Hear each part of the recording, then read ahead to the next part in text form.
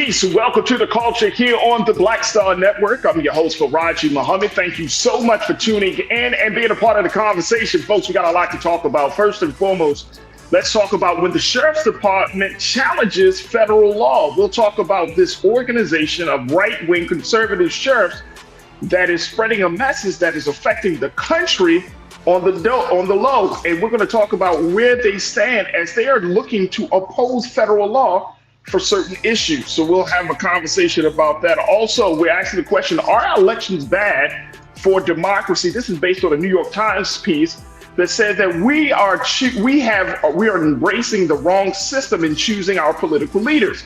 I'm gonna break it down for you as to what the solution could possibly be to change how we govern in America. Later, the GOP, the big debate is happening tonight. Are you going to watch, folks? We're going to talk about what to watch for, what to listen for, and other things relating to the GOP. And later on, Sha'Carri Richardson is back in the spotlight. This time, she has made herself a major comeback story in sports. We're asking the question, is she one of the best comeback stories in sports this year? We'll talk a little bit about her. So stay with us. It's all happening on today's edition of The Culture right here on the Black Star Network. Let's go.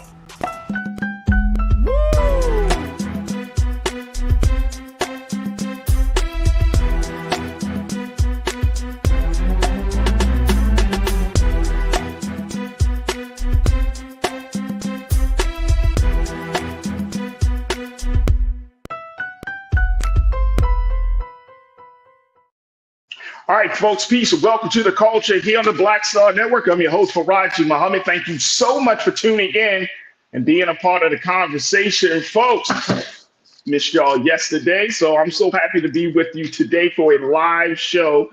And we got some great things coming up for you, some great conversations. I got my sister from another mother, Suzette Speaks. She's going to be joining us in a few moments. But folks, I want y'all to check, definitely join us in a conversation. They're only one of the few digital shows where you are actually a part of the culture, part of the discussion. And I'm so happy to have you here as part of my culture crew for the day. Make sure y'all check us out. It's streaming on a number of platforms, including blackstarnetwork.com. Of course, that's our home platform, blackstarnetwork.com. And we're also streaming on Amazon News right now. We're streaming there. You can find us on Fire TV. Just ask Alexa to pull up. But Alexa, play news for Black Star Network. And guess what, folks? Bing bong. You'll see my face pop up right now. So you can check us out there. And we're streaming on Plex TV. Big shout out to Plex. As you can search for Black Star Network. You can find us in the live TV. Then go to News and Opinion. And there it is for on Plex TV. Now, on the social media side, we are streaming on Facebook as of right now, as well as on YouTube. Just go to Roland Martin's YouTube page and you will see us streaming there live. And that's where you can join the conversation, being part of our culture crew for the day, right there on Roland Martin's YouTube page. And of course, folks, throughout the show, we always shout out those who are able to give, continue to support us here at Black Star Network. So if you enjoy the conversation, you enjoy the conversation in the chat, you enjoy the whole setup of everything, make sure you give a little something, because it is your donation that makes all the difference in the world in supporting the news and the type of programming we have here on Black Star Network. So again, we thank you for your support. All right, I got my culture crew that's checking in right now. I got my big pastor, Pastor Damon Blissett. Man, Pastor, good afternoon, sir. Hey, King and Queens. Tiana, you said, hey, y'all. Hey, Tiana, good to connect with you. Lori Parks, yep, Lori Parks is part of the Church of the Black Members. There we go. That's hit it up by our great pastor, Pastor Damon. Thank you so much, Lori. Good to connect with you. Deidre, I see you, sis. Thank you so much for checking in. Soka's Adventures, God, Wednesday afternoon. Soka's Adventures, thank you so much for checking in. My man, Brian Christian. Brian, good afternoon. Thank you again for being a part of the conversation. I look forward to hearing what you got to say. You don't like my music? You say, hey, Tiana and crew. I hear that. You don't like my music. Thank you so much, bro, for checking in. Anastasia Paget. Anastasia, peace and love to you too, sis. Thank you so much. Cindy D. Hello, Cindy. Good to connect with you once again. Pauline, Miss Pauline, thank you so much as she checks in from the great city of Cleveland. Of course, folks, Karen Connor. Karen, my sister, Says Karen, thank you so much. Continue to do the great work that you have been called to do, and we will continue to support you. My sister Robin Welch checking in as always. Happy Wednesday, Robin. Thank you so much for checking in. And I know folks are still coming into the room. So again, folks, we are streaming live on YouTube. Go into Roland Martin's YouTube page and join us in the chat and be a part of our culture crew for the day. Oh, I got my man Jeremy Campbell. Good afternoon, Jeremy. Good to see you and so many others. Alex Marsh Adams, thank you, Alex, for checking in. And y'all see my sister Suzette Speaks is in the chat. There we go. Suzette is in the chat, always bringing the love and so much more. There we go. All right, let's bring Suzette into the frame now because she jumped all in the chat, all up in the business. Hey, Suzette, my sister from another mother, checking in all the way from the great city of Miami, Florida. My sister Suzette, an attorney. She is the host of her own show, the Suzette Speaks Show on YouTube, streaming right there. Make sure y'all support her on Pantheon and all of everything that she's doing. But Suzette Speaks. Hey, what's up, Farajii? Good to be here as always. Shout out to the culture crew. Yes. Let's go. All right, Suzette.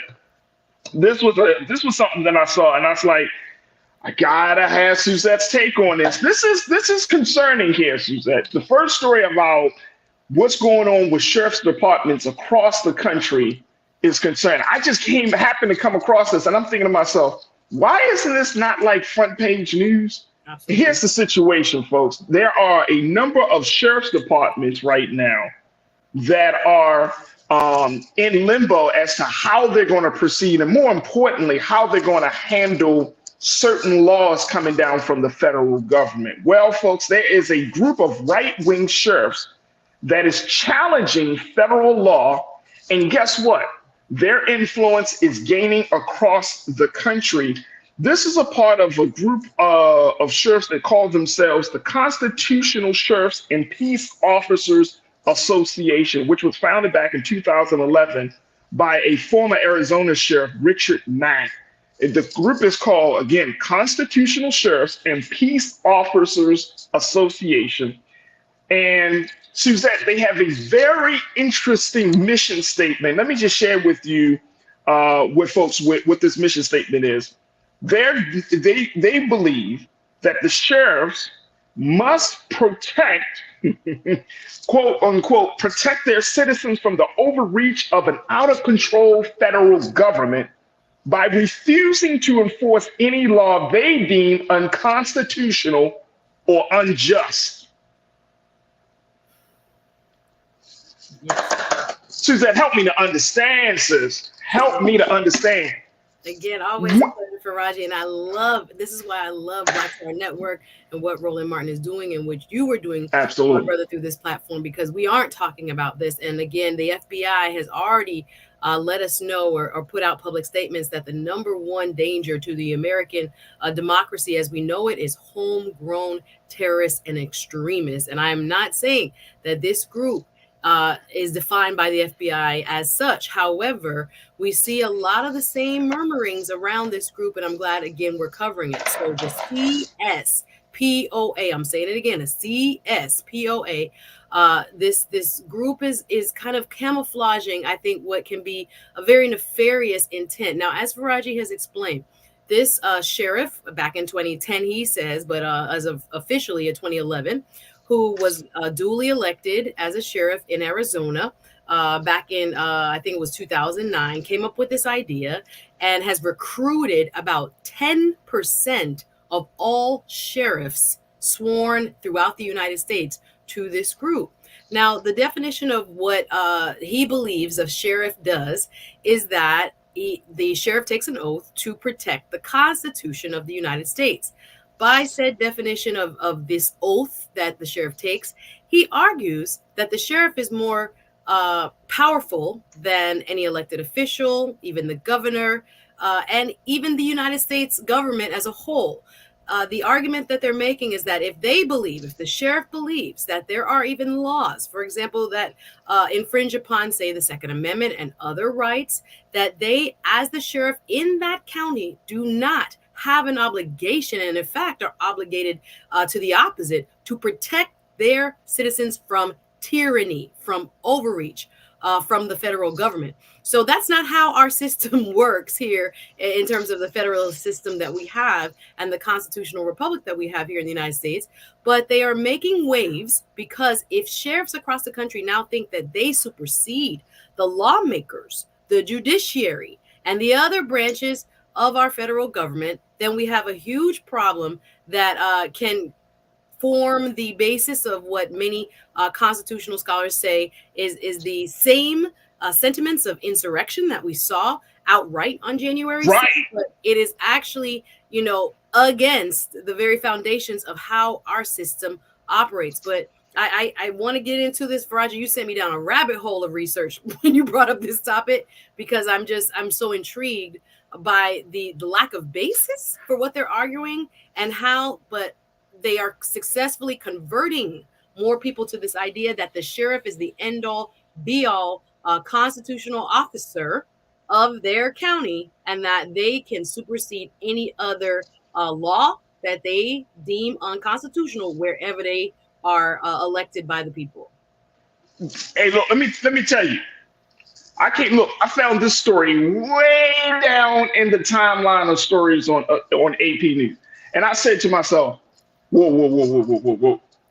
We gotta take a quick pause, because when we come forward, Suzette, I want to share with you and of course with the crew, let's talk about how much of an influence this ideology is having hold with people. Here's the thing though, I'm glad you said it. There are two things that I can see essentially wrong with this. One is that the sheriff is operating as if it's an independent entity, independent government agency outside of any other law enforcement. But two, here's the big thing. If the sheriff starts to think or starts to challenge federal law that they deem to be quote unquote unjust, it opens the door, to your very point, it opens the door for all types of tyranny, for all types of abuse. It opens the door to justified treason. There you go. Justified treason. Now, the crazy part about it is that in every single state in the United States of America, there's a sheriff's department. Every state has a sheriff's department. Can y'all imagine? I want y'all to think about this, crew. Then we're going to take a quick pause. Can y'all imagine that and we don't know which departments may be influenced by this philosophy or this ideology. So can y'all imagine that in the state that you're currently in, the state you live in, that the sheriff's department is working from this type of thinking? And you saying a rabbit hole in terms of understanding, I'm trying to figure out if any department starts to subscribe to this level of ideology, wouldn't that be the basis? Wouldn't that be the reason for that sheriff department to be shut down? I'm just saying from a legal perspective, Suzette. We're going to handle it after the break, Farajii. Let's get into it. Folks, stay with us. Join us in the conversation. Crew, hit us up on our chat as we're streaming live on YouTube on the Roland Martin. I would love to get your take on this. When the sheriff's department challenges federal law, that's the big conversation that we're having right now with my sister Suzette Speaks and you. Stay with us. The conversation continues on the other side here on The Culture on the Black Star Network.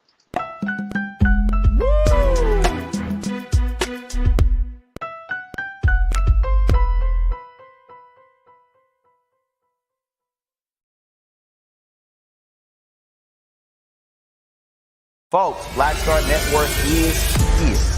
Oh, no punching! I'm real revolutionary right now. Support this man, Black Media. He makes sure that our stories are told. Thank you for being the voice of Black America, Roland. Stay black. I love y'all. All momentum we have now, we have to keep this going. The video looks phenomenal. See, this difference between Black Star Network and black-owned media and something like CNN. You can't be black-owned media and be scared. It's time to be smart. Bring your eyeballs home. You dig?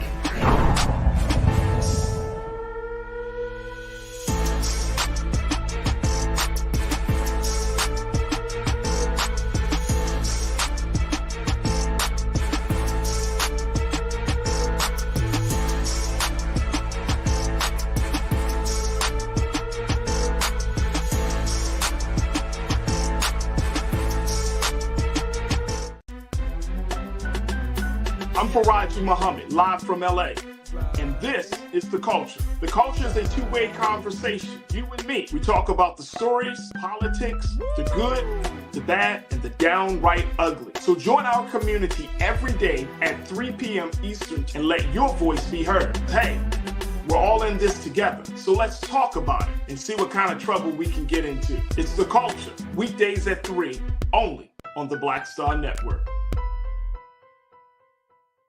When you talk about blackness and what happens in black culture, we're about covering these things that matter to us, speaking to our issues and concerns. This is a genuine people-powered movement. There's a lot of stuff that we're not getting. You get it, and you spread the word. We wish to plead our own cause. Too long have others spoken for us. We cannot tell our own story if we can't pay for it. This is about covering us. Invest in black-owned media. Your dollars matter. We don't have to keep asking them to cover our stuff. So please support us in what we do, folks. We want to hit 2,000 people, $50 this month, raise $100,000. We're behind 100,000, so we want to hit that. Y'all money makes this possible.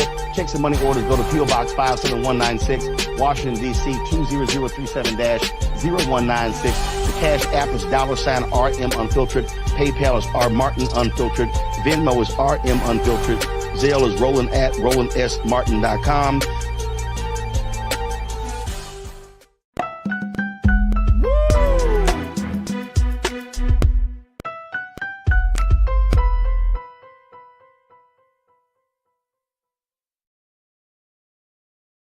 All right, folks, welcome back to The Culture here on the Black Star Network. We're talking about what is the latest situation going on with sheriff's departments across the country, as there are a group of sheriffs who are pushing back and challenging federal law, any law that they deem to be unfit, a law that they might consider to be unjust. And these sheriffs are organizing themselves to not just make these challenges in policy, but they're also made the decision that they're not going to enforce any type of federal law that they just simply don't like. Now, I want you to think about the implications of this, folks. If the sheriff's department decides which federal law they want to uphold versus other laws they want to uphold, then what metric are they using? What is the standard of justice that they are going to use when approaching us or approaching anyone? We are having this conversation right now. We want you to join us in the discussion as we're streaming live on Facebook and on Roland Martin's YouTube page. And we want you to hear what you have to say. I'm also checking in with my sister, our great legal mind and expert, Suzette Speaks, checking in from Florida. Suzette, I want to bring you back into the frame. All right, so here's the thing, Suzette. Isn't this illegal? Yes. The bottom line is, they don't have any constitutional grounds. And I want to get into a little bit of the philosophy, because it's important to understand how they are trying to literally undermine the rule of law as we know it in our country. So if you go to their website, the CSPOA.org, we're not promoting it. I want y'all to look and see the craziness, right, that they are trying to use to subvert our very system of government. But they're saying through their founder, Richard Mack, I've watched several interviews by him, and some of the statements, again, they sound good on the surface, but what it leads to is that, again, it identifies the sheriff only as this kind of standalone officer within our system of government that can decide, and as you pointed out, becomes like a sole arbiter for what is constitutional and what is not.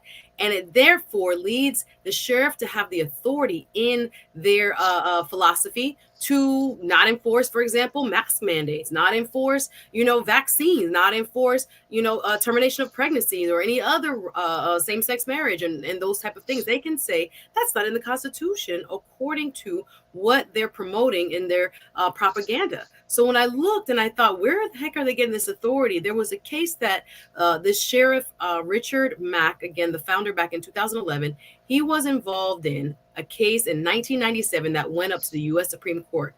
And it's called Prince v. United States, right? USC, 521 USC 898. You can look up the case. So in this case, he, along with other sheriffs, went to all the way to the Supreme Court to argue that the Brady Bill, if you remember 1997, Brady bill was named for a government official who was, shot at, and it was supposed to be gun reform. And in a part of this Brady bill, there was a provision that required local sheriffs to conduct background checks. Well, these sheriffs filed a lawsuit, made it all the way to the Supreme Court to say no, they're not required under, and they were arguing the 10th Amendment that they could not be forced to do the background checks. And the Supreme Court ruled in their favor. Again, this was a very narrow ruling, not all encompassing on every law.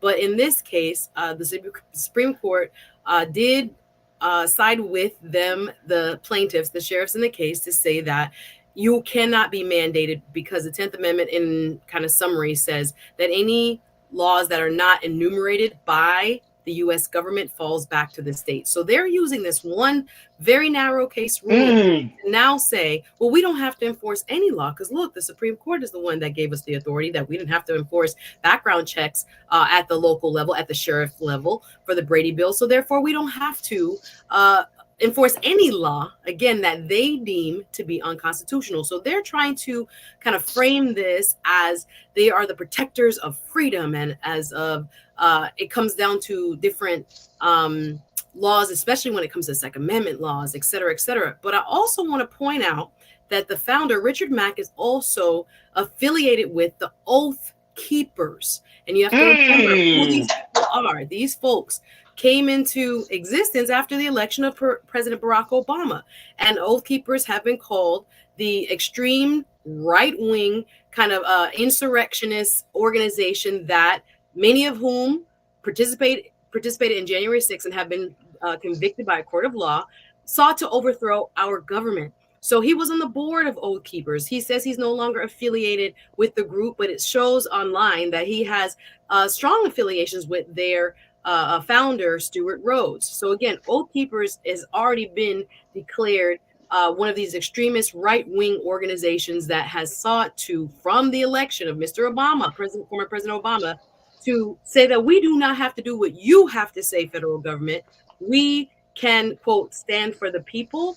So this propaganda is very inviting. And again, we talked about it last Wednesday, how Fox News, who was sued for $700 million, that told people every day that Mr. Trump won. Not to digress too much, but we know the power of propaganda when people are only taking in certain information. And what is most dangerous is that they are having conferences. They are having, as we read in this article here, all kinds of trainings that are educating sheriffs in this type of mentality, which again, it's kind of the propaganda that led to the 2020 election lies and the insurrection that we saw on January 6th. So even in Texas, for example, there are classes that every sheriff, just like any other professional, has to take, continuing education classes. There were conferences sponsored by this group that earned them official credit towards, their licensures and keeping their license up to date. So we're looking at a movement that can be quite dangerous for our government as we know it. So I'm grateful that we are shining a light on it today. Let me tell you something, and thank you so much, Suzette, for giving us some context and some of the backstory around this. And I'm right there with you. This is not good at all. Keenan, can we show quote number 2? Because this is coming from AP News as they reported this piece. Let me just share with y'all how serious this is. I want you to look at the first paragraph talks about some of the things that the sheriff's group has railed against: gun control laws, COVID-19 mask mandates, public health restrictions, as well as alleged election fraud. Has also quietly spread its ideology across the country, seeking to become more mainstream, in part by securing state approval for taxpayer-funded law enforcement training, as Suzette was just talking about, the Howard Center for Investigative Journalism found. Take a look at this part, folks. Second paragraph. The group has held formal trainings on its constitutional curriculum for law enforcement officers in at least 13 of those states and six states. The training was approved for officers' continuing education credits, as Suzette spoke about. 13. The group also has supported who sit on 3 state boards in charge of law enforcement training standards. Farajii. So let me just tell you, like when you talk about insurrection, when you talk about revolution, quote unquote, right? And we can use revolution on both sides of the aisle, both sides of the coin. When you have that level of deep-seated connection, Suzette, where you're not only, and one of our crew members made this point, talking about you want to be judge, jury, and executioner. If you have a sheriff that's subscribed to this ideology, but then you have a sheriff's board member who subscribed to the ideology, and then that person is connected to a lawmaker who subscribed to the ideology. Y'all see the connection here? Yes. You're talking about undermining the foundation of not just public trust, but you're talking about undermining the foundation of democracy in a very, very dangerous way. And as we know, Suzette, you know, I know, crew members know, this, even though we call ourselves the United States of America, states have a lot of power, especially when it comes to policing, right? When it comes to policing policy. And a lot of money is spent on policing. It comes from the state government. So can y'all imagine? And guess what? I don't know about y'all, like in the state of Maryland, like the sheriff, we don't run too much into the sheriffs until something serious really happens. Mm-hmm. But in certain cases, and I know you know this, Suzette, the sheriffs takes precedent over the city, over city police, right? Yeah. They have a much larger jurisdiction.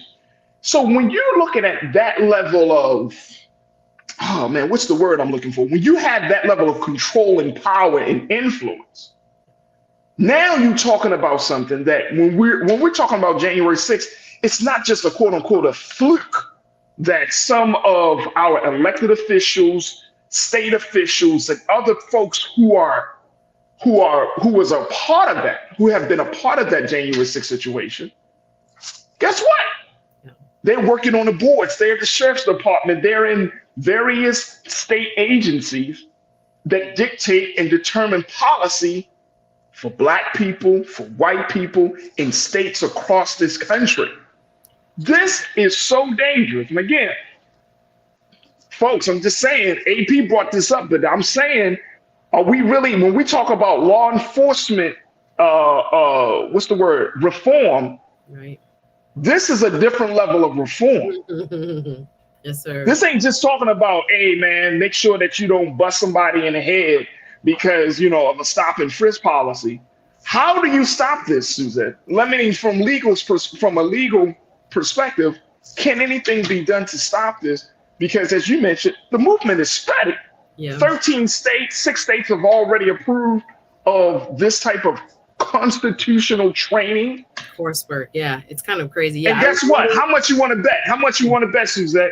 Those 6 states are Republican-controlled states. Yeah, with kind of checkered, you know, pasts when it comes to the relationship between law enforcement and the people of those states. Now, I'm looking at it as, you know, why would they want to create this sort of grassroots movement in order to radicalize our sheriffs is really what I see is happening. So if you look at this movement, I was reading a survey done by the Marshall Project that said half of sheriffs said they had the authority to not enforce certain rights if they felt it was against the Constitution. Not to say that they are all reliant upon the CSPOA, but the fact that half of them think that it's their job via this oath that to protect the Constitution means they don't have to do what state governments tell them. They don't have to do what federal governments tell them is so dangerous. Like it is the antithesis of what we are fighting for every day when we're here on this program talking about exercise your right. But think about the undertones of why it was even created. And I just thought it made me think about post-Civil War occupation of the southern states when the Union Army had to send people 20,000 troops. To give us an idea, back then there were 57,000 troops total in the Union Army, and we're talking about after the Civil War, 1865 to the end of Reconstruction, 1877. And we're looking at what happened and why they were sent into the states was to ensure that the states did not deem themselves to have more authority than the federal government when it came to certain laws. They were patrolling polling stations, making sure that people could vote, etc. And what are these people doing now? As a part of the CSPOA, they had set up hotlines so that people can call the sheriff if they thought there was something bogus happening at the polling station and that people were infringing on the act of voting, so that they could regulate who was going to the polls and how, and if it was something that was needing to be corrected. I've even heard in interviews, their founder, Richard Mack, tried to use Rosa Parks and what happened to her as a guide for his followers, and to say that, as a peace officer, remember the title has constitutional sheriffs and peace officers, that Miss Rosa Parks should not have been taken off the bus by following a bad law. She should have been escorted by the peace officers safely home. They're kind of rewriting that history. Come on, man. Come on. We got it. People are just eating it up, though. That's what is really scary. You have sheriffs that are buying into this ideology.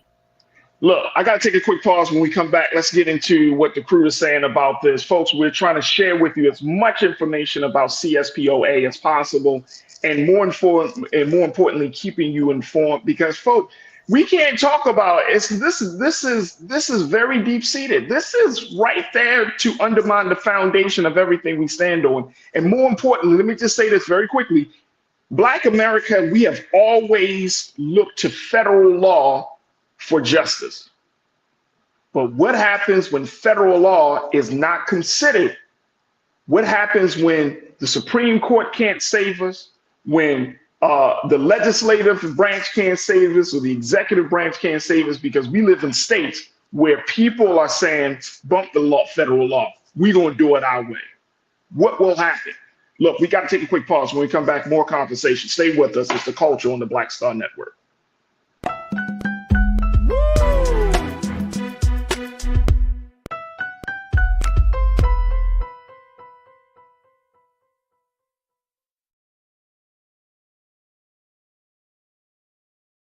When you talk about blackness and what happens in black culture, we're about covering these things that matter to us, speaking to our issues and concerns. This is a genuine people-powered movement. There's a lot of stuff that we're not getting. You get it, and you spread the word. We wish to plead our own cause.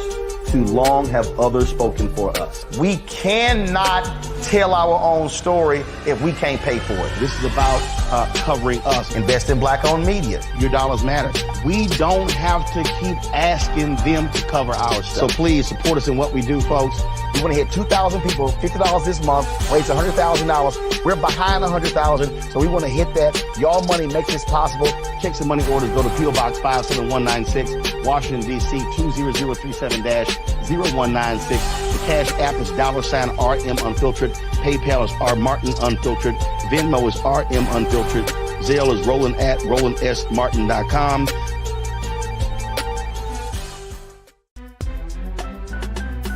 I'm Farajii Muhammad, live from LA.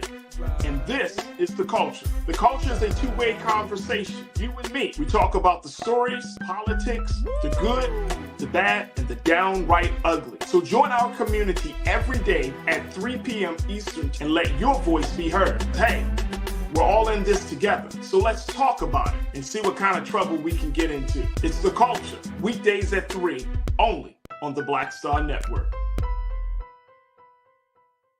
Folks, Black Star Network is here. Oh, no punching! I'm real revolutionary right now. Support this man, Black Media. He makes sure that our stories are told. Thank you for being the voice of Black America, Roland. Stay black. I love y'all. All momentum we have now, we have to keep this going. The video looks phenomenal. See, this difference between Black Star Network and black-owned media and something like CNN. You can't be black-owned media and be scared. It's time to be smart. Bring your eyeballs home. You dig?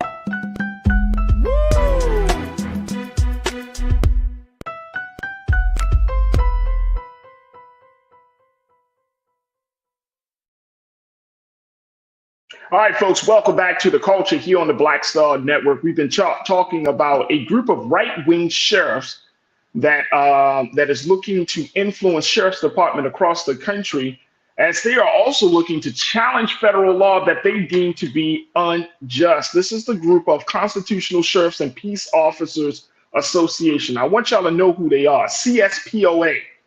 This is the website right here, folks.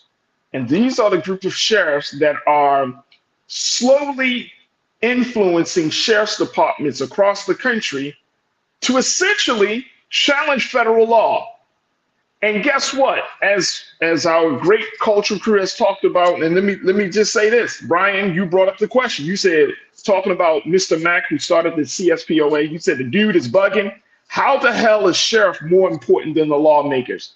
Facts, bro. Because if the sheriff decide to not follow the law in enforcing the law coming down from the federal government, then essentially, and they create their own policy, then the sheriff becomes the new lawmaker and the enforcer of the law. Yeah. This is crazy. Let me bring my sister Suzette Speaks back into it. Brian, great question. Let me just say this. Let me just share a couple of more comments from the crew, because folks are, a lot of people, Suzette, just did not know. And I'm going to be honest with you. Like, I didn't know that this movement was growing until after doing some research around this. And I was like, whoa, wait a minute. We got to bring this to the crew. We got to shine some light on this, because this affects every one of us. I know that in some states, like I said, in Maryland, yes, you have the sheriff's department, right? But it's brought in on certain cases, but the sheriff's department in other states becomes the primary law enforcement agency, right? Especially if you're looking at a lot of these southern states like Georgia and Alabama, states where our people are have a high number of residents, those southern states. Andrew Walker, you checked in, you said the sheriff's sole purpose is to enforce the law as it stands. Facts. If you're talking about changing the law, saying you're not going to enforce the law and that you're going to put some other law into effect, this is a dangerous, I can't say it's enough to that, dangerous precedent that's being set by this group of quote unquote law-abiding agencies. Yeah, and this is dangerous. The idea that they alone are the sole interpreters, arbiters of what the Constitution means, and we know that scholars for over 200 years interpreting. Hey, Keena, bring me back in. Hold on. I gotta say this, because see, this is the bullshit. Here's the bullshit, y'all. They throw the word Constitution again because we as Black folks, right? Even though the Constitution clearly states that we are still 3/5 of a human being, we still, and I'm saying in terms of culturally and historically speaking, we have a lot of faith in the Constitution as Black people in this country, right? Because even though the Constitution does not fully affirm our identity or our humanity, for sure, we still believe that the laws in the Constitution are good laws, are good mandates, right? So if we're starting to see more and more of this, especially coming from the right, you throw the word Constitution into your title, you throw your word Constitution into your mission statement, and now you're insinuating that what's happening now is not following the Constitution, and you're also insinuating that you're actually following the law. So yeah, this is not England pre, the establishment of the United States, where, you had shires where the word sheriff comes from, and people looked to lawmen to be the arbiters when there were not, courts available, and you had local authorities kind of dealing out justice. We are not that. So when it comes to this sort of like, we alone can interpret, not the judiciary, not the legislatures, and again, in the same Constitution, it bestows those powers upon these people. You are now trying to create an out, basically, when you don't agree with the policies of a certain individual, president, governor, party, etc. You now can say, because it does not align with what's in the Constitution, and I took an oath to the Constitution. I do not have to enforce this. This sets such a dangerous precedent. There are already sheriffs operating as such in Texas, in Arizona, and other places where they have said outright, governor mandate, what, masks? No, we're not going to enforce that.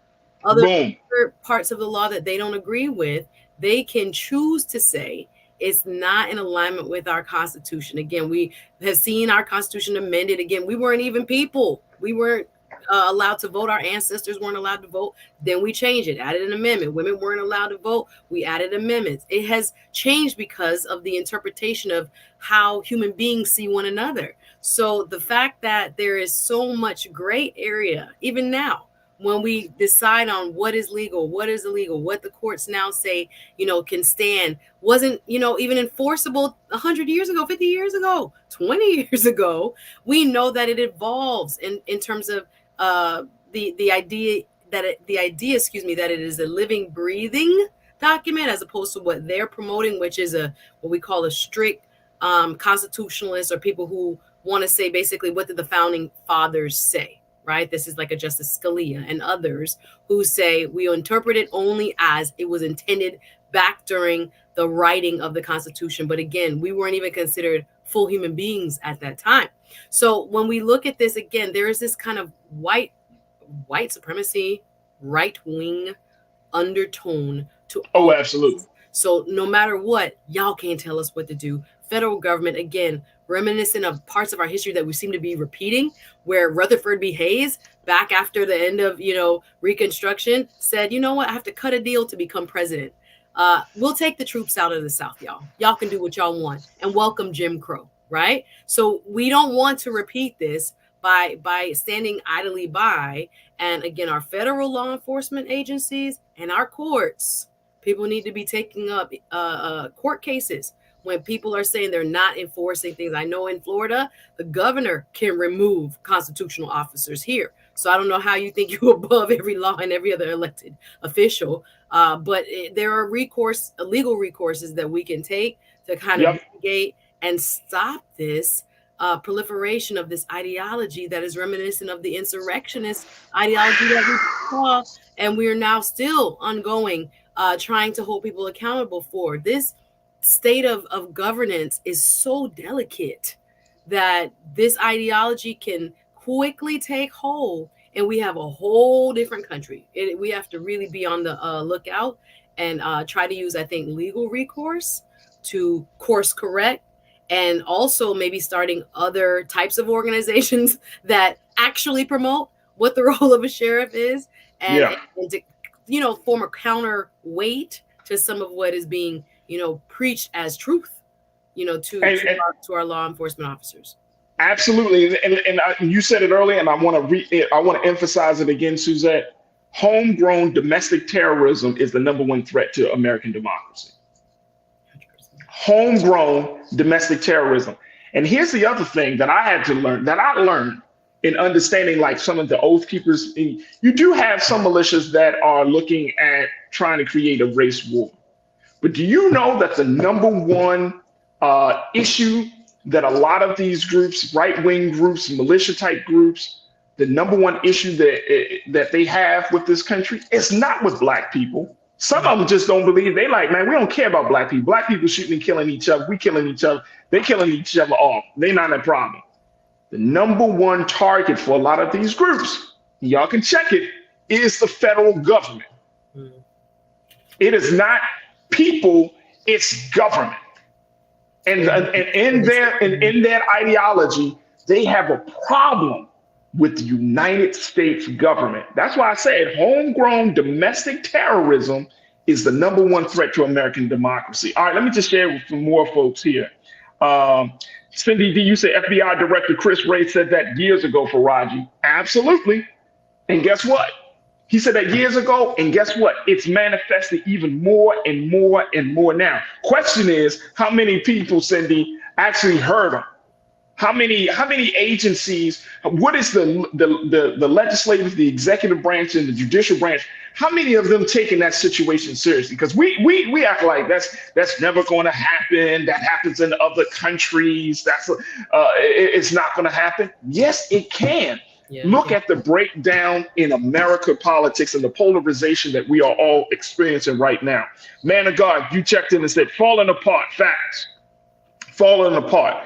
Relax Library. Thank you so much, man of God. Relax Library. You asked the question, how do you uphold the Constitution when you're ignoring people's rights to due process? This ain't about no damn Constitution. Look, come on, let's keep it real. The fact that Trump's appeal to some parts of some citizens in this country, it's not about no damn Constitution. Because a lot of folks don't know the Constitution. Let's keep it real. Trump don't know the Constitution. It's not about Constitution. This is about white supremacy. This is about control and power. This is about how can I get mine at the expense of somebody else getting theirs. This is not about Constitution. We're trying to uphold the republic. Oh, no, that's a bunch of BS, man. This is about power and control. This is about the idea that white people, white privilege, white supremacy, all are ideas that are falling apart every single day. And guess what? There are some white folks in this country who are just outraged and afraid that they are losing power and control. That's what this is about. McCole Spicer, you said what they are really saying is we want to be able to do whatever we want to whoever we want and however we want to without any accountability. Power without a checks and balances system. Facts. That's what it is. Yeah. And you know what? That's one of the big issues that these groups have. That America has a checks and balance system, Suzette, and that you can't just do whatever you want. You can't just run up on the Capitol and not expect some consequences. You can't just talk about shooting and killing public, political officials or even the president of the United States and not expect, why is the FBI at my door? I forgot the general's name. He's posting all types of stuff. This is just like in the past couple of weeks. Yeah, threatened President Biden. Yeah. Threatened President Biden. You can't. And guess what? Yeah. Guess what happened? Guess who knocked on that door? Sir, we saw we were monitoring your post, and he talking all this riffraff, talking about come and get me. The government, the FBI can't do nothing. Blah, blah, blah, blah, blah. Got shot and killed by FBI. Yeah. You see what I'm saying? And some people, and I'm gonna say it like this: there are some white people who do not like to be held accountable for what they think nor what they do, and they can't handle it. So they are above the law. Everybody else, we got to follow the law. But when you start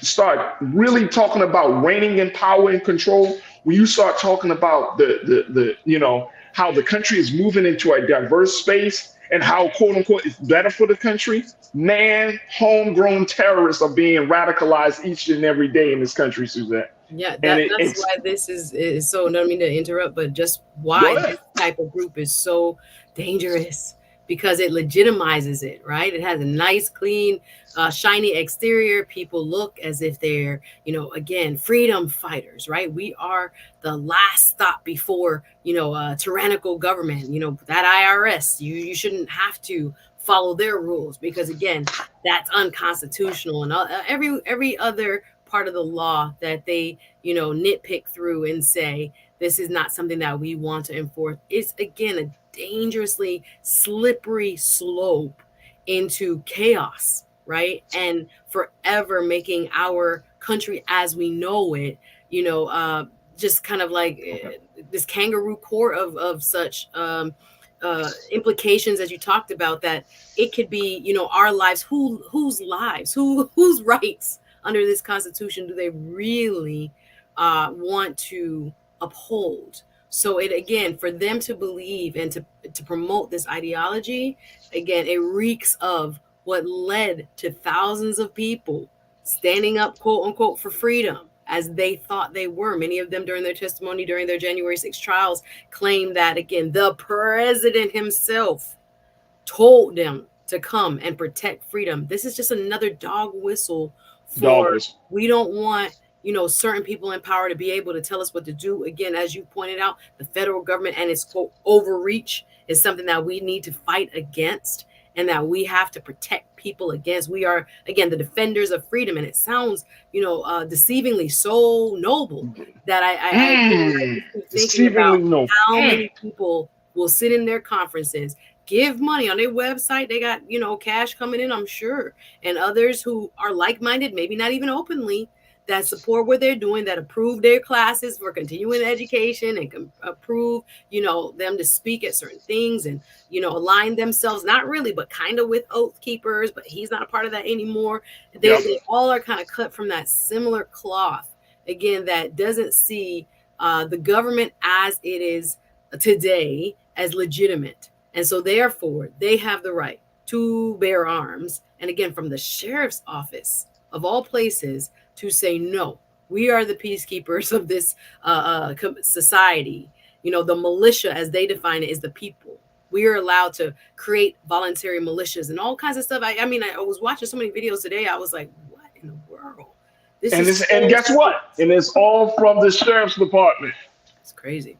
That is crazy. Look, Nicole, you said this. What's the telephone number to the news media, ABC, NBC, CBS, that we can call and tell them to report on this sheriff fiasco? Let me tell you, we don't need to call them. We're having a conversation. Make this conversation viral, Nicole. If everybody needs to know this, then guess what? Make this conversation viral because this is coming from a black perspective. Because guess what? Guess who's going to take the brunt of this type of ideology, of this type of some level of just this challenge? Guess who takes the brunt of that? We will. We will. So you can tell other news agencies to report on this, but more importantly, make this viral, because this is Black America. This affects Black America. We do not have a functional healing relationship with the sheriff's department like we don't have with the police departments in cities across this country. Sheriff's department, our relationship with the sheriff's department is just as toxic as ever. It's the sheriff's department when we look at the civil rights movement and who enforced those laws, and they were working from that same vein. They didn't talk about it, but they worked from the same vein.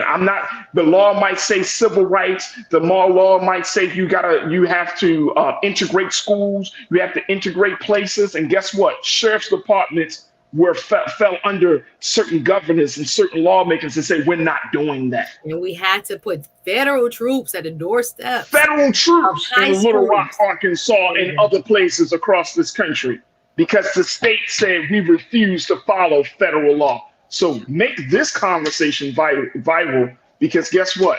Black America is going to feel the brunt of this. Folks, we got to take a quick, my producers are mad at me, but we got to take a quick pause. When we come forward, let's shift gears. Let's talk about the GOP debate. And it's going to be happening tonight, folks. Are you going to watch what's going to happen? We're going to have that conversation up next. Stay with us. It's The Culture here on the Black Star Network. Folks, Black Star Network is here. I'm real revolutionary right now. Support this man, Black Media. He makes sure that our stories are told. Thank you for being the voice of Black America, Roland. Stay black. I love y'all. All momentum we have now, we have to keep this going. The video looks phenomenal. See, there's a difference between Black Star Network and Black-owned media and something like CNN. You can't be Black-owned media and be scared. It's time to be smart. Bring your eyeballs home. You dig? When you talk about blackness and what happens in Black culture, we're about covering these things that matter to us, speaking to our issues and concerns. This is a genuine people-powered movement. There's a lot of stuff that we're not getting. You get it, and you spread the word. We wish to plead our own cause. Too long have others spoken for us. We cannot tell our own story if we can't pay for it. This is about covering us. Invest in Black-owned media. Your dollars matter. We don't have to keep asking them to cover our stuff. So please support us in what we do, folks. We want to hit 2,000 people, $50 this month, raise $100,000. We're behind 100,000, so we want to hit that. Y'all money makes this possible. Checks and money orders go to P.O. Box 57196, Washington, D.C. 20037-0196. The Cash App is $RM Unfiltered. PayPal is R Martin Unfiltered. Venmo is RM Unfiltered. Zelle is roland@rolandsmartin.com. For decades, the tobacco industry has deliberately targeted Black communities and kids with marketing for menthol cigarettes. It's had a devastating impact on Black health. Tobacco use claims 45,000 Black lives every year. It's the #1 cause of preventable death. In the 1950s, less than 10% of Black smokers used menthol cigarettes. Today, it's 85%. Menthol cools and numbs the throat, making it easier for kids to start smoking. Menthol also increases addiction, making it harder for smokers to quit. Menthol cigarettes are a big reason why Black Americans have a harder time quitting smoking and die at higher rates from smoking-related diseases like cancer, heart disease, and stroke. It's time to stop Big Tobacco from profiting off Black lives. An FDA ban on menthol cigarettes will improve Black health, save lives, and protect future generations from addiction. Learn more at tobaccofreekids.org/ban menthol. Hatred on the streets, a horrific scene, a white nationalist rally that descended into deadly violence. White people are losing their damn minds. An angry pro-Trump mob storms the U.S. Capitol. We're about to see the rise of what I call white minority resistance. We have seen white folks in this country who simply cannot tolerate Black folks voting. I think what we're seeing is the inevitable result of violent denial. This is part of American history. Every time that people of color have made progress, whether real or symbolic, there has been what Carol Anderson at Emory University calls white rage as a backlash. This is the rise of the Proud Boys and the Boogaloo Boys. America, there's going to be more of this. Here's all the Proud Boys, guys. This country is getting increasingly racist in its behaviors and its attitudes because of the fear of white people. The fear that they're taking our jobs, they're taking our resources, they're taking our women. This is white fear.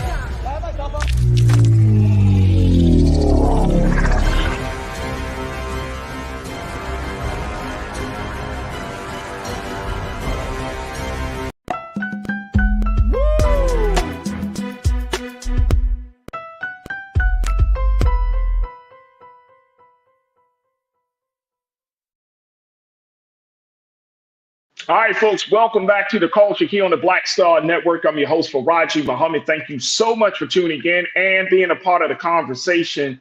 Man, oh man, if you missed the first hour of the show, we went a little bit over, but we had to talk about it. The first hour, we talked about the CSPOA, which is the Constitutional Sheriffs and Peace Officers Association, how this group of right-wing sheriffs are slowly influencing sheriff's department across the country as they're looking to challenge federal law for a number of things, and why this is setting a dangerous precedent for law enforcement. That conversation happened. Our sister Suzette Speaks, bringing a lot of context, a lot of great information. We bring in a lot of insight and analysis of this.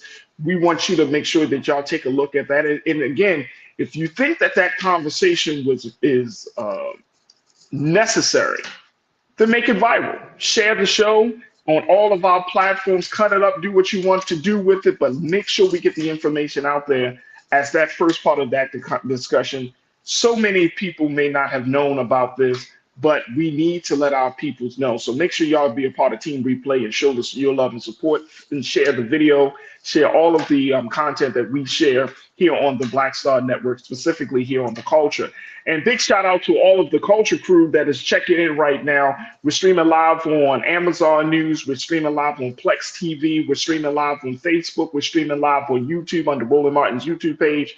And so many of you have been checking in. New watchers, we truly, truly appreciate you.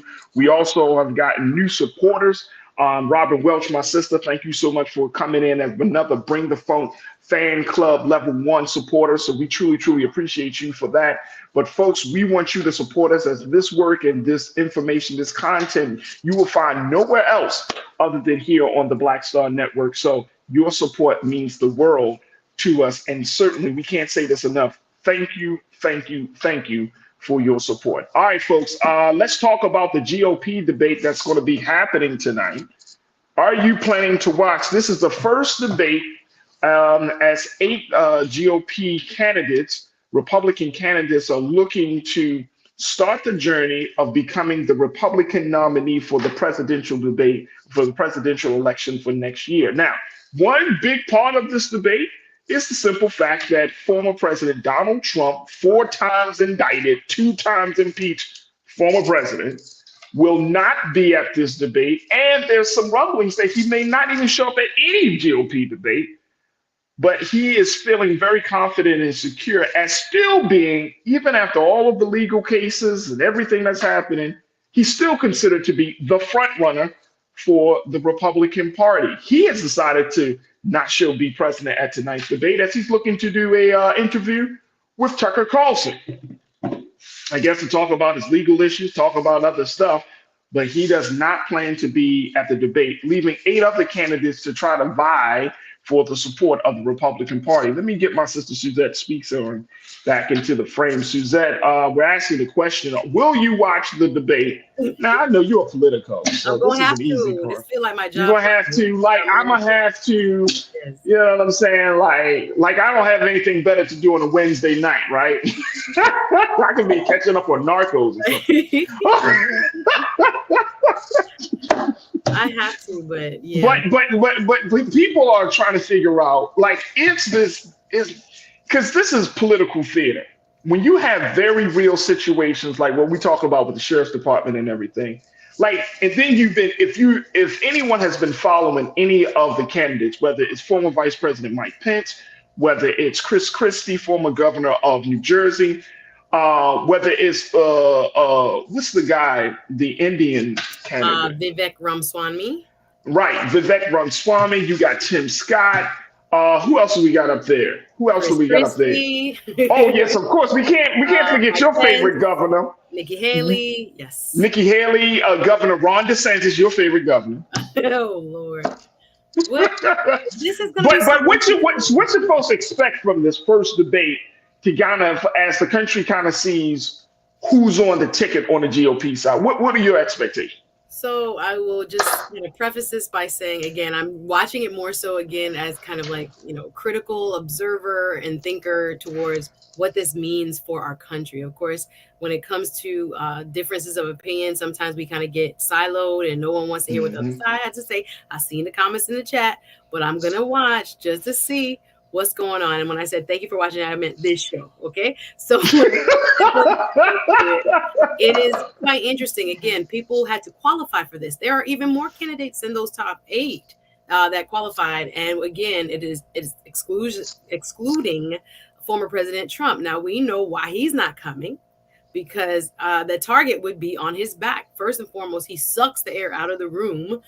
So it is going to loom large that he's not going to be right there in the middle of the stage when he polls the highest among primary voters. In just a poll taken yesterday in Iowa, he leads by more than 50%. At this stage of campaigns for the past 25 years, maybe 20 years on the Republican side, no one has had this type of lead that former President Trump has and has lost. So he is sitting in what they call the catbird seat, where everybody has to play catch up to him. So really, in my opinion, this is like a vice presidential debate, honestly, because it depends on what the trials yield and all the cases, the 4 indictments that he has going on. Again, you couldn't put him in front of the mic if you were his attorney, because he just gonna say whatever. And you also know you have people like Chris Christie that's gonna come gunning for him and is going to say what needs to be said. So he actually loses more. The American people lose by not hearing from him, but he's saying, I've been president. The people know who I am, and there's no reason for me to, come on this stage. It's almost like he gives them legitimacy. But I think it actually could serve in a kind of positive spin by actually getting to know the other people in case something does happen. That's a good point. His indictments. I can go with that. And so we got to start to dig in to who these people could possibly be that could win a Republican nomination. In theory, if something happens, now something very large would have to happen, but we still need to know who else would play major roles, possibly on a ticket as a VP or within the administration. I tell people a lot of times, people run for office, maybe they don't want to be president, but they want to be a cabinet member or an ambassador or some other member within our government. So we have to pay attention to what's going on.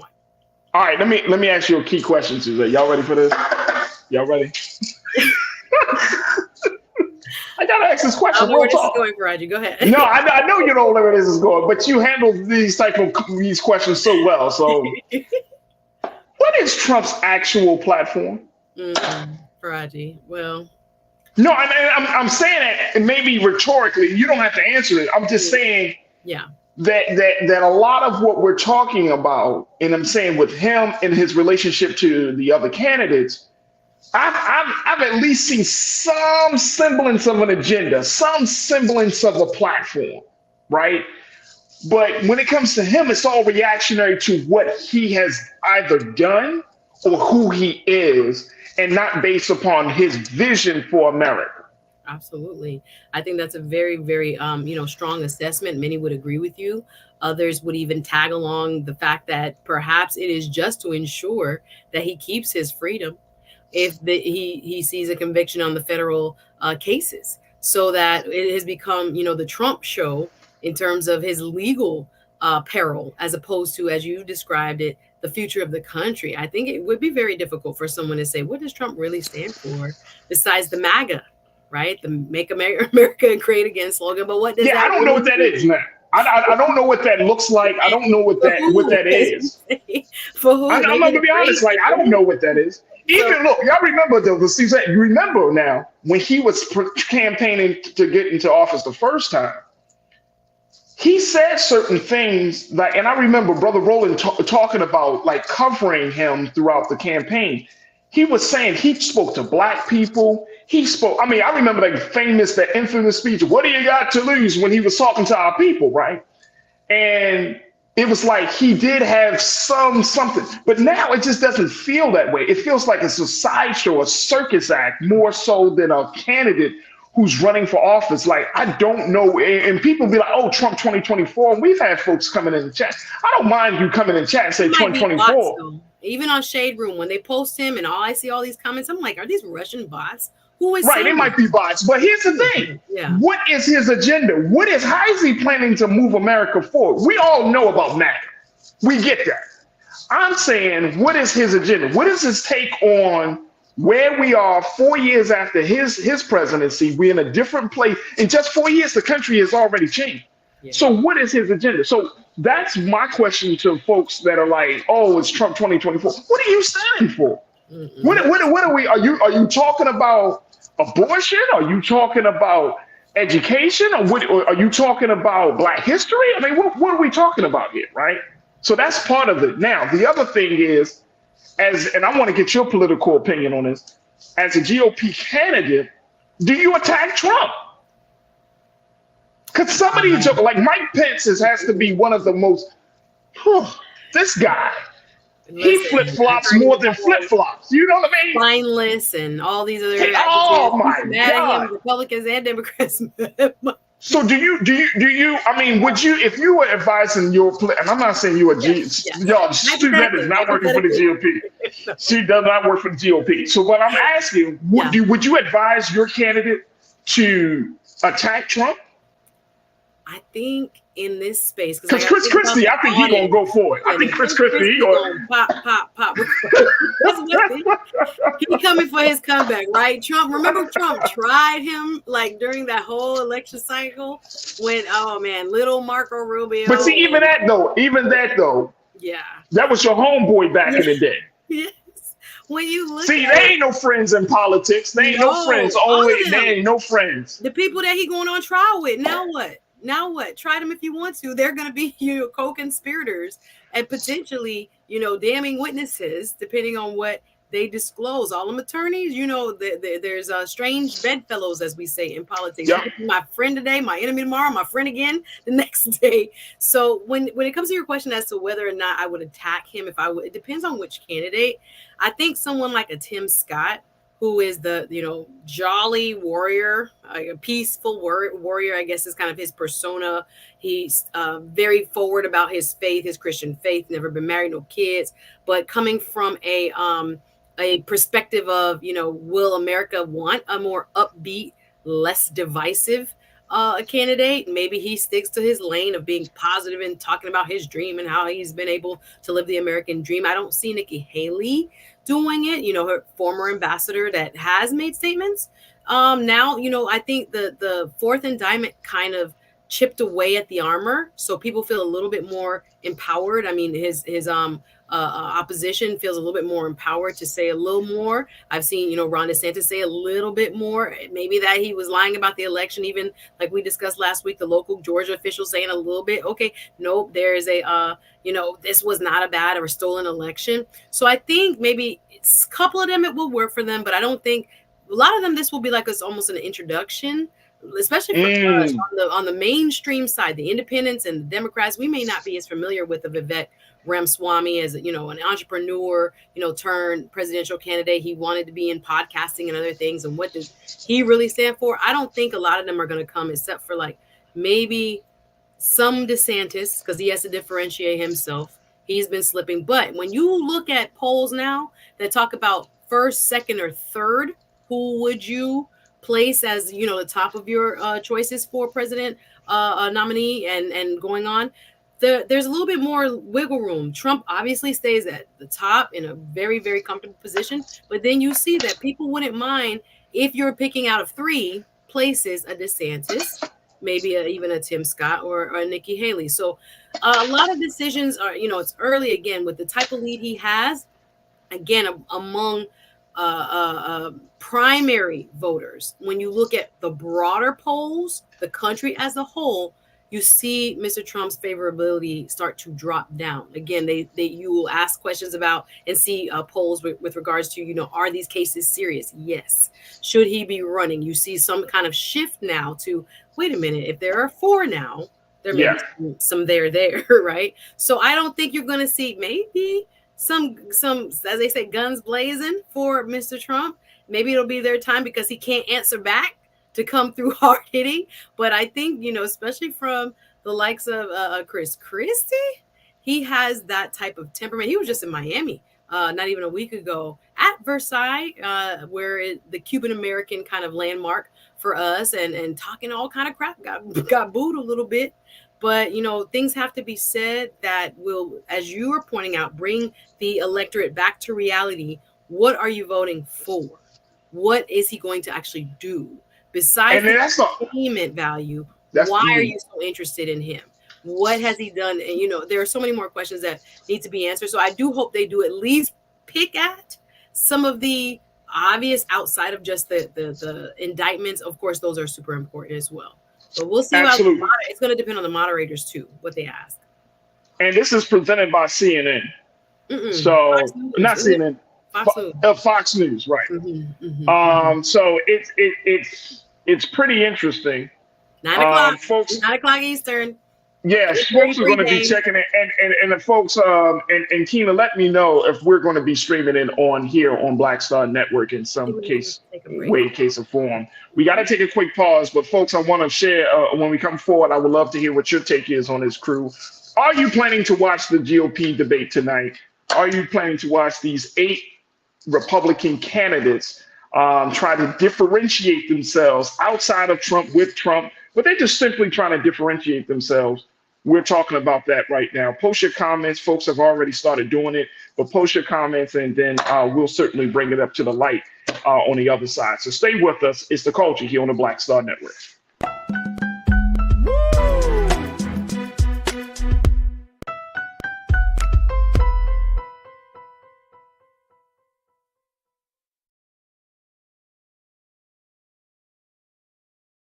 When you talk about blackness and what happens in black culture, we're about covering these things that matter to us, speaking to our issues and concerns. This is a genuine people-powered movement. There's a lot of stuff that we're not getting. You get it, and you spread the word. We wish to plead our own cause.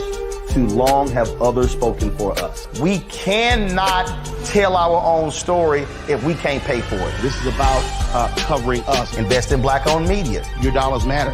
We don't have to keep asking them to cover our stuff. So please support us in what we do, folks.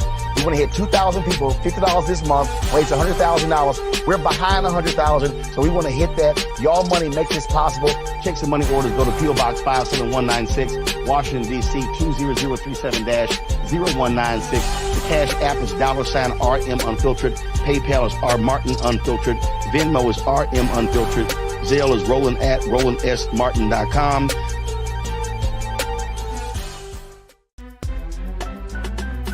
I'm Farajii Muhammad, live from LA.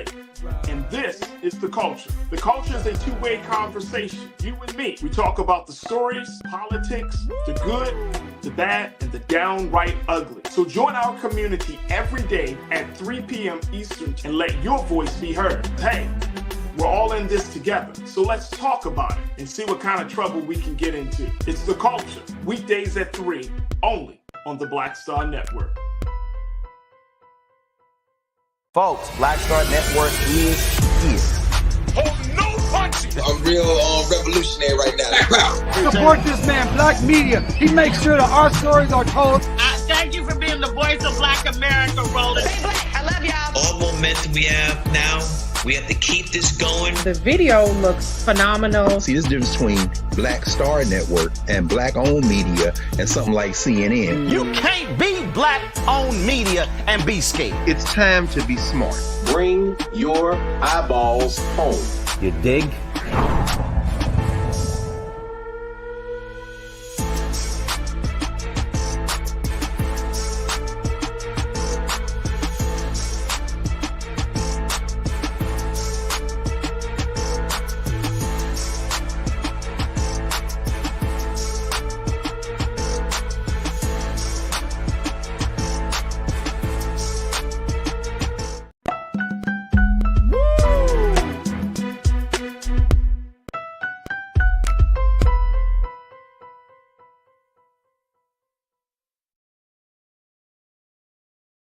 All right, folks, welcome back to The Culture here on the Black Star Network. We've been talking about the upcoming GOP debate that's happening tonight, folks. That's going to be hosted by Fox News. And this is the debate for the 8 Republican presidential candidates that are looking to differentiate themselves and stand out from the pack as they're all seeking the great Republican nomination. There they are right there, folks. And the person that you don't see, of course, is President Trump, former President Donald Trump. He's not going to be there. He's going to be busy having an interview.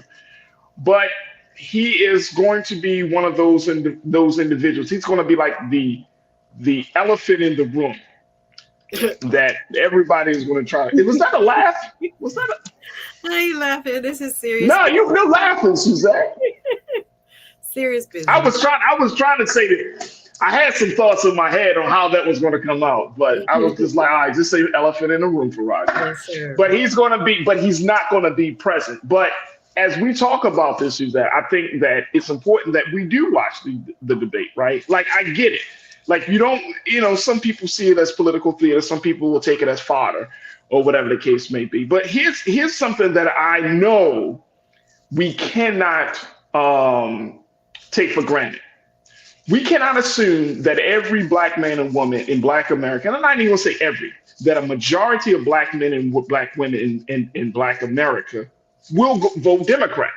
Mm-hmm. We can't assume that. Mm-hmm. And to your point, you are not a victim. You said the reality is most people won't vote for any candidate that is not an established Democrat, e.g. President Biden. It does matter who is running. That's not true. That is not true. Listen, I was literally in a CVS last night, mm-hmm. and I heard a Black man who was a security guard talking to his coworkers at CVS saying, oh my gosh, my stocks are suffering. And a Latino employee said, talk to your president. This is how he said it, Suzanne. Talk to your president about the stock prices and you losing stock in your 401k. He said, talk to your president. And they both said it. They said, the Black man said, my president, this president, he's a joke. Biden is a joke. And then the Latino brother said, yeah, he's not, he's an idiot. The Black man went on to say, we were better off when Trump was in office. Mm-hmm. Now, this brother had to be probably in his 50s, right? Yeah. He got a 401k, he said, he got stock options.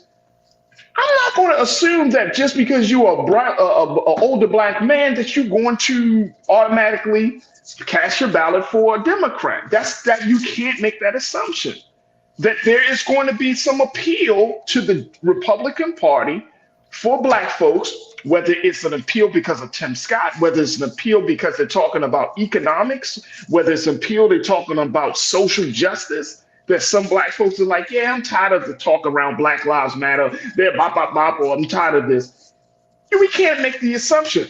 I truly believe that this is not going to just be a test for white America. This is going to be a test for Black America as well. Because Black folks, we are just not, I know everybody said we're not monolithic, but we really are not on the same page about a lot of these things, right? And I think now we're becoming more and more, the culture is becoming more individualistic, that a lot of Black men and some Black women are looking at how can my vote lead to my personal betterment versus how can my vote lead to our collective betterment. You know what I'm saying? So I don't want to make the assumption that, oh my gosh, these are going to be a bunch of idiots and that nobody's going to listen to them. Trust and believe Black folks are looking, because if we can't find a home under the Democratic Party, guess where we are moving to? Right. Am I saying something wrong, Suzanne? No, this is talk to me. When it comes to the Democratic Party, both on, and I work with the Florida Democrats, as well as local Democrats, whether it's Miami or Broward or Palm Beach. The issue I have with Democrats a lot of times is messaging. When we look at some of the major legislation, one thing that President Biden is a master at is getting his colleagues in the Congress to work together to pass legislation. When we talk about some of the funding that's going to start coming down the pike, first we had Build Back Better, and then we had a 1-year anniversary of another major piece of funding legislation that is going to go through this infrastructure bill, as we call it. I'm talking about millions of taxpayer dollars that are going to stream into states that Republicans, many of which voted against, will stand up when the bridge gets built, when the road gets redone, when the library or whatever else is funded through this major funding legislation. They'll stand up and take a picture that, I was a part of this, and take credit for things that they actively fought against. So when it comes to, the average Joe sitting in the CVS or wherever talking about politics, it is always our burden, especially those who are actively engaged in the process, to help to educate those who are, again, maybe single source, political viewers, and who may be in their own silo or bubble. It is very challenging, but it's something that we have to become used to in understanding how people get their information and how to reach people outside of, the typical, CNN.com or the news that comes on in the evening. Evening news is not what, people make of it, 20, 30, 40 years ago. Everybody sat down and actually understood what was happening. We read a newspaper on Sunday, got the day, etc. So it does not surprise me when it comes to, certain talking points, how much better our, Republican counterparts are at spinning, at creating the messaging that seems to make sense. Weren't you better on Trump? Now people don't even remember what was going on sometimes, and how most of the decisions that were made from a local government perspective, does not impact necessarily the same way that, the Fed, who is the monetary, policy making body of the United States, what they do when it comes to monetary policy. And a lot of people don't understand how a lot of Wall Street can lock up on you as president if they're not a fan of you or your policies. So money can be spent. All of a sudden you see a bunch of construction when certain people are in office. And then all of a sudden you see some of the bigger players pull their money back out of the system. There's a lot of parts that are moving. And to say that, again, people see president and they think that he has the ultimate power to do any and everything. But we don't hear enough about what Biden really has done, which is a great deal.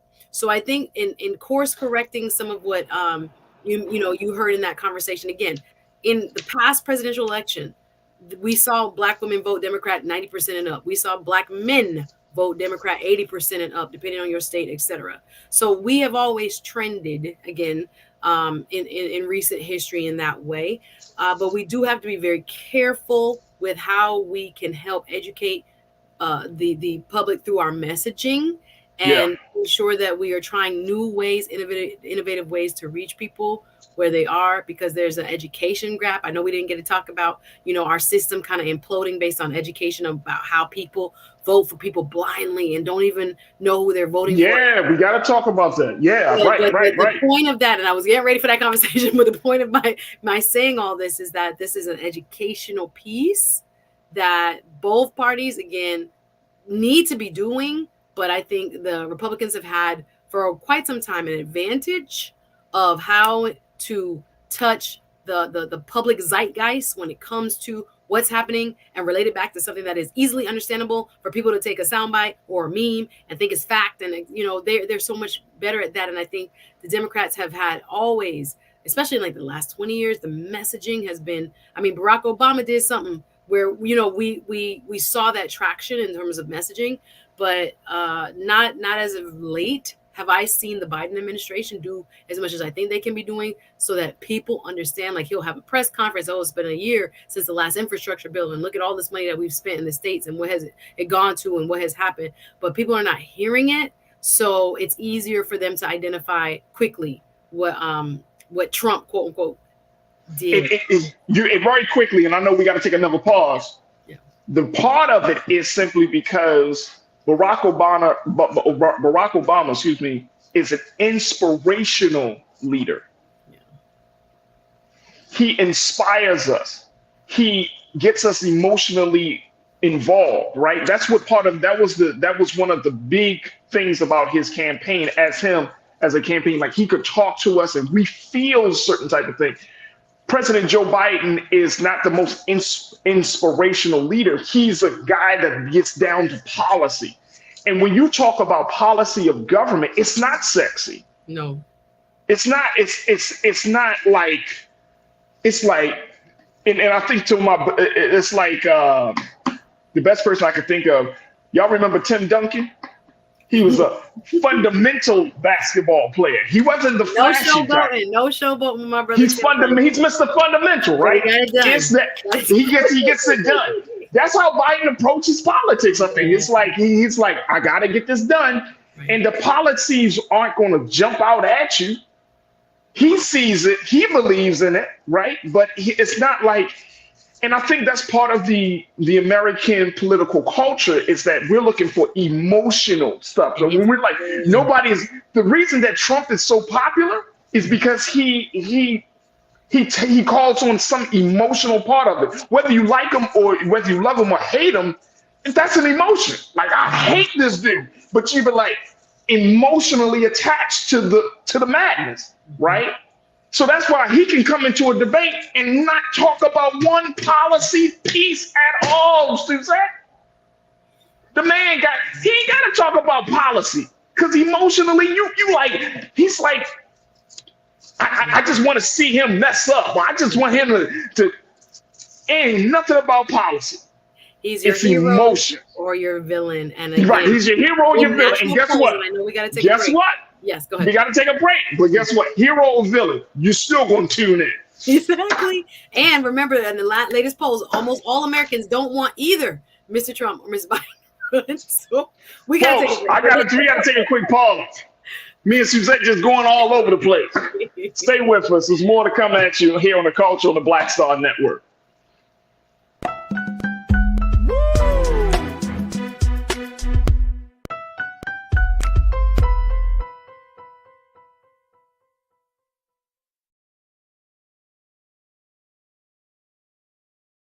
Folks, Black Star Network is here.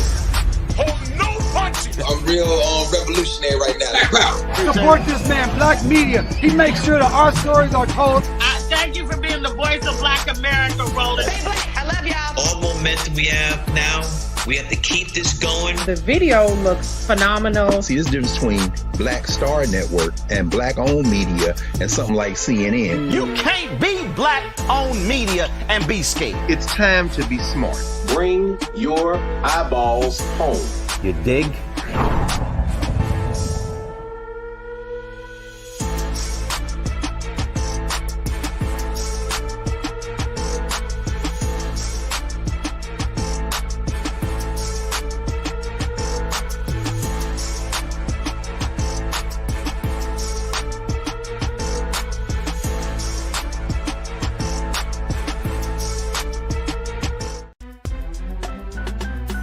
I'm Farajii Muhammad, live from LA. And this is The Culture. The Culture is a two-way conversation. You and me. We talk about the stories, politics, the good, the bad, and the downright ugly. So join our community every day at 3 p.m. Eastern and let your voice be heard. Hey, we're all in this together. So let's talk about it and see what kind of trouble we can get into. It's The Culture, weekdays at 3, only on the Black Star Network. When you talk about blackness and what happens in black culture, we're about covering these things that matter to us, speaking to our issues and concerns. This is a genuine people-powered movement. There's a lot of stuff that we're not getting. You get it, and you spread the word. We wish to plead our own cause. Too long have others spoken for us. We cannot tell our own story if we can't pay for it. This is about covering us. Invest in black-owned media. Your dollars matter. We don't have to keep asking them to cover our stuff. So please support us in what we do, folks. We want to hit 2,000 people, $50 this month, raise $100,000. We're behind 100,000, so we want to hit that. Y'all money makes this possible. Checks and money orders go to P.O. Box 57196, Washington, D.C. 20037-0196. The Cash App is $RM Unfiltered. PayPal is R Martin Unfiltered. Venmo is RM Unfiltered. Zelle is Roland at RolandSMartin.com.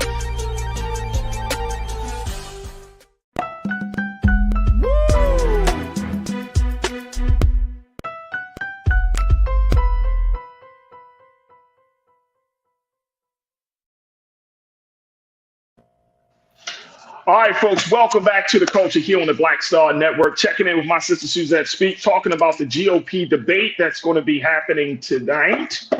And Suzette got her popcorn. She's got all types of, she's going to be talking about it. But the question we're asking is, are you watching? But here's the thing, very quickly, because people are like, there are some people in the chat who are saying that they're going to watch. You know, it's understandable. But then there's another group of folks that are talking about, third-party candidate. Earlier this week, on Monday, Suzette, we talked about former Maryland Governor Larry Hogan talking about the No Labels campaign and how they're looking to, put up a third alternative candidate if it comes down to Biden and Trump. So that's you have all types of dynamics going into this first debate. But let me just say, I understand, look, I vote in elections, folks. I vote. But I understand people who don't want to vote. I think one of the big things about us and having conversations about politics is that we can't keep working from a space of, it's like the old school preacher who taught fire and brimstone to get us to believe in the goodness of God. And how that affected us. And here's why I bring that example up, use that analogy. Because we still use the same fear tactics in politics today. If a person chooses not to vote, if they just choose not to be a part of the political system in some way, does that make them stupid? Or does that make them true and authentic to their own interest? If they find that there's no candidate that they truly have faith in, that they truly can believe in, a candidate that doesn't speak to who they are and what they want to see in this country, and they say, you know what, I'm going to abstain, then can we truly get mad at a person for being in tune with how they see the world? Because then if it becomes down to this fire and brimstone in terms of a political context, you don't vote, this is going to happen. And it's like, but I get it, but at the same time, you're insulting people. I think this is just Farajii speaking. You're telling the grown-ass adult that they don't know or they can't make their own decisions. And that doesn't empower people to get involved. That turns people away. I said it, damn it. I agree with you on the you don't see that. I know you said like fire and brimstone people to the polls. I agree with that part. But I would only offer that a lot of people who don't vote, I find, just in my experience here in Miami, there is an informational and educational gap that often underlies why they don't, quote, trust the system. Yeah. And I too invite, personal expression. But when I hear it, oftentimes it's not really based on facts. It's based on feelings and propaganda. But here's the question, though. Hold on, Suzette. Can I interject something here? Please. Does voting, just because you vote, does that mean that you are more informed as a person, or are you? And I'm not saying that you specifically. No. In general, no. And I'm saying in general, you know what I'm saying? Does the voter? I agree with you, but the statement was made about people having the right not to. So just to address that alone, I don't see oftentimes real reasons or factually based, informed reasons why people don't want to. I often find it tied to being uninformed, or in a way, again, kind of tuned in to different types of propaganda that leads to folks not seeing the bigger picture, and even an educational gap when it comes to the knowledge of civics and how the government and voting, in fact, works in your favor. So when I think about sometimes why I don't see that, I'm not saying that because you do vote, you're always informed. I'm just saying when we say everybody has a right not to engage, I oftentimes see that unengagement or non-engagement tied to a lack of, serious information and understanding of the process. I understand. You knock on the door and you ask a person why they haven't voted, you have a real conversation. I've seen in real. I agree. And the same thing on the other side. I've seen both sides. Like if you ask a person, well, why did you vote? Well, I like the way their family is. Or you know what I'm saying? There's something more superficial. Now, not to say that they don't have policies. And I'm just throwing this out there because I know this is a part of the conversation, because when we look at this debate this evening, this is the stuff that we have to think about. And, I think I'm going to hold this part of the discussion until next week, because I want to have a conversation with you on the platform, Suzette, to talk about how we can look at the piece I wanted us to talk about earlier today, which is about, are elections good for democracy? That's the big question. And there's so much, and I don't want to have it specifically with you because you're my sister. So I'm gonna hold that one until next week. But there are so many different factors that we have to look into it. Look, I encourage people to watch the show, to watch the debate tonight. Really take a look. It's not, and I know many of our crewmen, they're like, I gotta see what the other side is thinking. You know what I'm saying? Or like, hold your nose and just watch it, watch it. Because see, here's the thing. It's not about the individual candidate as a personality. It's about the system that we are all a part of. And we can really, really see how far this system has gotten off track from truly being a system for the people, by the people. That's what I'm looking at. That's the metric. Are we looking at personality? Because no one personality can save democracy. And I think that we have to keep that in mind. Like, as much as we love Barack Obama, he could not save democracy. If you love Biden, he cannot save democracy. You know who saves democracy? Us, the people. And so, it's a lot to put on a candidate, which is why I wanted to have that part of the conversation. It's a lot to put on a candidate to say, oh my gosh, this is going to be the savior of our government. When in its president, it's not set up that way. So it's a lot to consider. So we're gonna certainly talk about it more. But folks, watch the debate. Watch what they have to say. Hear them out. Listen to it. But trust and believe is that Black America is going to be watching, and everybody ain't going to have the type of these are a bunch of idiots. Some of our people are going to be watching simply because they want an alternative, and it may come in the form of a Tim Scott, Chris Christie, Nikki Haley, whoever is up on that podium, and we're going to have to learn how to deal with it. We got to take one more final break. When we come back, can we give a big shout out to Sha'Carri Richardson real quick? Can we talk about our sister? Let's do it. All right, we'll do that. Stay with us. It's the Culture on the Black Star Network.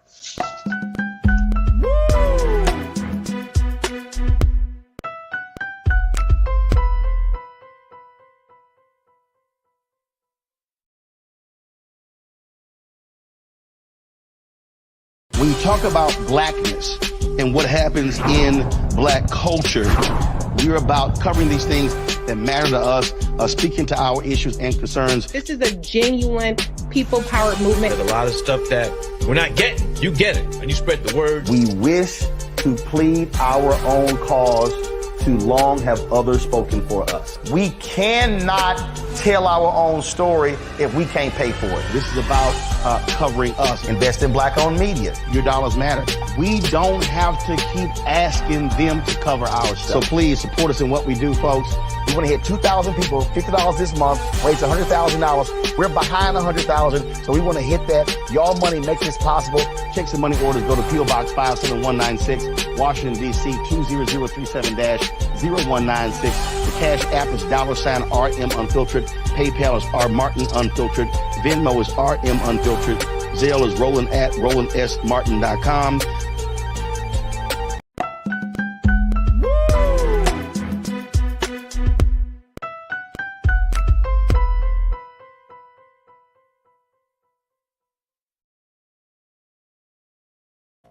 All right, folks, for our final conversation for today's show. What a show it has been. I don't know why Suzette always brings the heat and drama. Every time she comes on, it doesn't fail.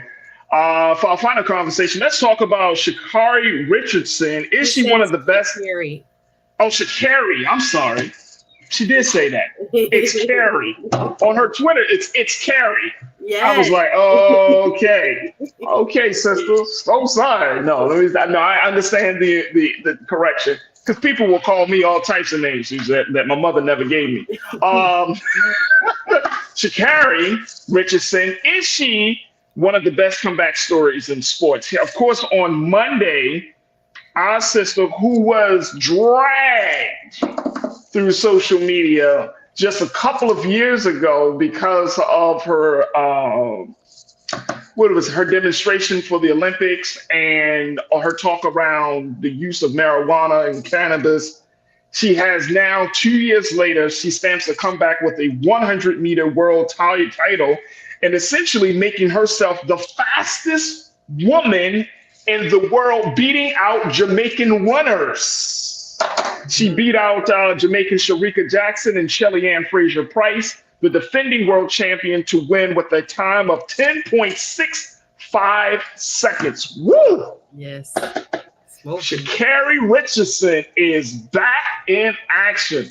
Yes. Is she one of the best comeback stories in sports, according to you, Suzette? Absolutely. When I watched this live, I didn't watch no replay, and I was. You actually caught it? Because she ran fast. I'm very big on, again, my parents are from Jamaica. Okay, full disclosure, proud American, best of both worlds. But when it comes to track and field, I might be a little partial when it comes to the Jamaicans. So when I was watching, I was listening, screaming, run, gal, run, gal, run. I was like, because everybody's eyes were in the middle of the track where Shelly-Ann Fraser-Price and Sharika Jackson were really competing with each other. But the improbable win, when you look at how she ran the semis, Sha'Carri did not have a good semifinal. She had to qualify on time, meaning the top two finishers each semi get through, then the next fastest. She was a time qualifier. No one had ever done that and won a race. In addition, she had the worst lane drop because she qualified by time. She was on the outside in lane 9. But that was her blessing, oh God, because the middle, I felt, now y'all could be mad, they didn't run through the finish line like they normally do because they was watching each other. But if you look at the video, when that race stopped and they turned to the right and they seen her out the corner of her eye, nobody was even paying attention to her. And she ran full out. The 200-meter training that she has helped her tremendously because she accelerates in the 100 when she gets to the finish line. But this is one of the top 5 fastest times ever that a woman has ran. She is now, crowned officially fastest woman of 2023 in the world. So we are proud of her. You could see the shock and awe on her face when she won, the genuine surprise, like I did it. And she was calling, the pictures you could see afterwards, Miss Shelly, as she calls her, Shelly-Ann Fraser, someone she says she looked up to in her post-race conference, and how much it meant to her just to kind of be embraced by the Jamaicans. I know we've had a rough rivalry, more so to people online, fine. But the sportsmanship that all the ladies showed and the demonstration of respect and genuine love and happiness for her, I think was one of the hallmarks of this moment. Again, real redemption for her. Proud of her. She has come a long way, as you said, through her suspension. Wasn't able to go to the Olympics because she tested positive for cannabis, and had a rough upbringing in general. Grandma passed, all of this going on. Grandma who helped raise her, and people. Again, she's not the regular quote unquote. What should I say? Poster child for what America likes when it comes to their heroines, especially Black heroines. You don't think so? Oh man, her tats, her hair, her wigs, but she got a hell of a story though. Well, exactly. But she makes something uncomfortable. So to see her stand in her truth and represent finally, not with the talk, with the walk, with the action. Hats off. Congratulations. We love you, Sha'Carri. Keep it going, sis. Can't wait to see more of her in the future. And guess what? She's still unapologetic. No, she's still herself. Yes. And I bet you behind closed doors, she may not say it. I mean, she may say it because this is Sha'Carri Richardson, right? She might be like, to all y'all haters. Oh, she knows. She just raising up the finger. You know what I mean? Like, she's not worried about the world. The world turned her back on her. And she still had to live with herself and love herself and believe in herself. And she proved such resilience to come back in this fashion and make the statement she did on the track. Right? It was amazing to watch. And again, she's so young. And remember, you got to look at Shelly Ann Fraser in her mid-30s. Sharika will be 30 coming up. She got a lot more in the tank, y'all. So I can't wait for her to represent. It makes the rivalry even sweeter. Hey, look, sometimes people get real absent-minded. And all the folks that loved her then, love her now, they may not have loved her then. But they talk smack. If I was her, I would take a list of names, Suzette. I'd be like, no new friends, y'all. No new friends. But here it is now. Get on Twitter and just get on threads and everything. Just fire off. She don't have to be petty now. She don't have to be petty. She does. She has every right to be petty because people really crapped on the system, man. People really crapped on the system. You know what I'm saying? And she does. She has every right to be petty, and more importantly, she earned it. Nobody gave her a leg up. She went back within herself and she pulled winner out of herself and she redefined herself and she earned it. So I wouldn't be mad. I wouldn't be mad Sha'Carri Richardson just told everybody, y'all can just kiss my... She already know they know. All that smack y'all was talking, look at me now. She don't have to say it. That's just my thing. Take the high road. What Michelle Obama say, when they go low, we go high. So don't worry about all that. But I hope she make more money. Let's go in. Oh, yeah. All that other stuff. Yesterday's price. That's right. It's not price.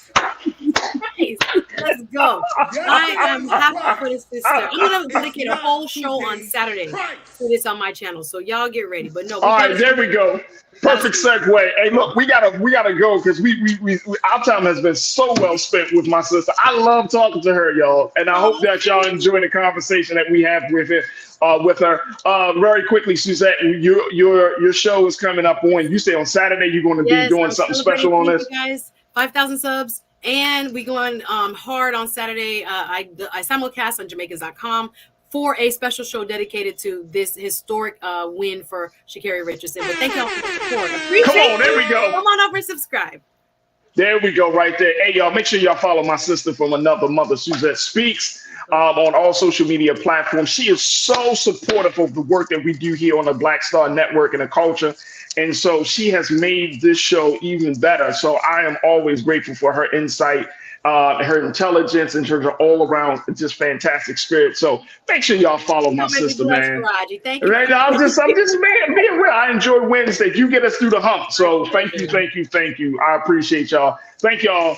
Suzette, thank you so much for being on the show and being so good for the culture.